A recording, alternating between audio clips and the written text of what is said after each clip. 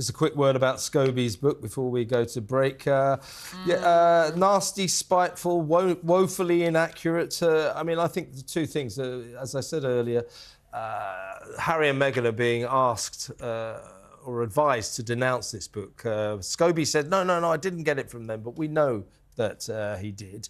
So either they denounce it or they endorse it. That means relations between Harry and Meghan and the royal family here are basically dead. Meanwhile, I think, this is my view, it's time for the royal family to come out fighting. Yeah, now, if the king broke the habit of a lifetime, broke the royal tradition of never explain, never complain, and just said, I'm sorry, but this book has crossed the line. We cannot allow it. It would have a massive effect. It doesn't actually say that in Omid Scobie in the ways of Michael Gove. Endgame, it actually says that in his book, doesn't it? That there's a rift between King Charles and William because Charles is sort of more softly on everything, and William's more of a militant when it comes to defending the royal family. Sure. Don't you think?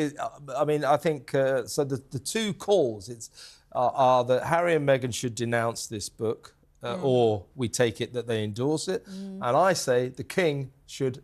It would be very, very powerful if he said, "Look, you know, we're used to these books. We get 3, 5, 10 a year, but this one has crossed the line. We cannot allow it to go unchecked." Don't you think that would be powerful? But I just don't think it's his style. I don't get that from Charles. He just doesn't seem like an assertive person to me. But I'm saying he should be assertive for once. Well, he'd have to play it very, very, very cleverly, because otherwise you're just feeding into the drama. Just say what I just said. Just say, look, royal books come out all the time. They are full of inaccuracies, but we don't comment. This one has crossed the line. And it has. Yeah.